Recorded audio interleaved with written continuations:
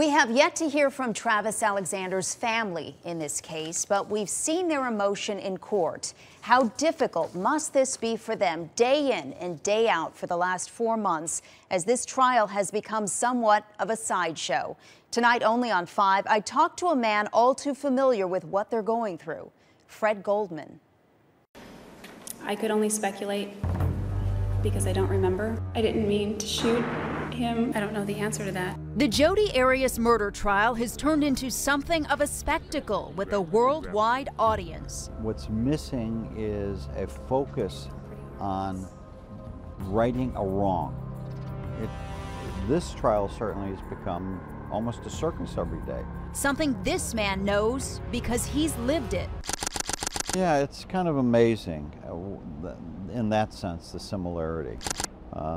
It's less about what's really important, the victim, etc., than it is about the circus atmosphere that's created. Fred Goldman sat in a similar courtroom for an agonizing 9 months, listening to and seeing things a parent never wants to endure. Not guilty of the crime of murder.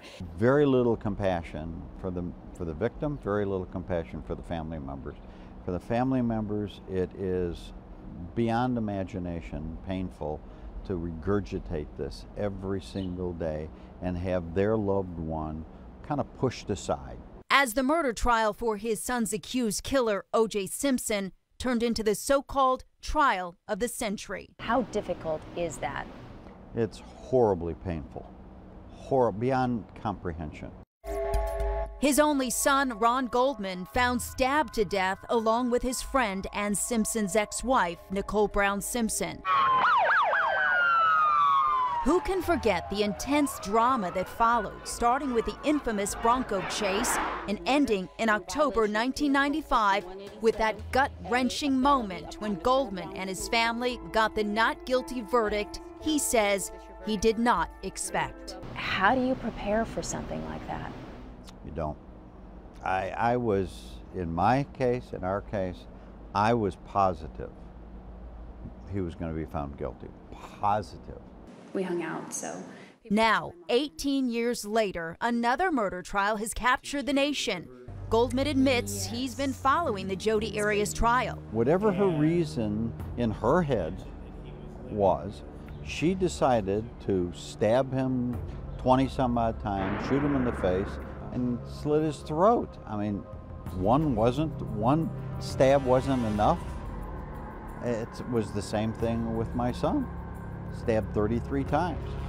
And believes, like the Simpson murder trial, it's become less about the crime. There's this notion that there's a reason, an acceptable reason for someone to butcher someone else. And even less about the victim. Somehow or other, the victim is to blame. Watching the victim, Travis Alexander's family, show emotion is something Goldman says his family was prohibited from doing. How difficult is it to contain your emotions in a situation like that? Well, it's ridiculously difficult. I hope for Travis's family, I hope that they get the result that they want.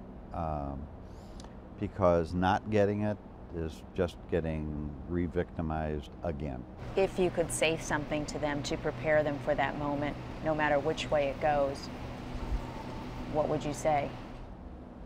Well, certainly to prepare them for a not guilty verdict, I don't think there's anything you can say to prepare them for that. Will they ever feel justice? No.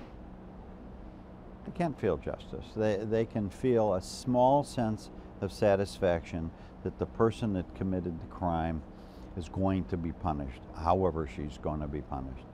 But complete justice, no, their lives will be changed forever.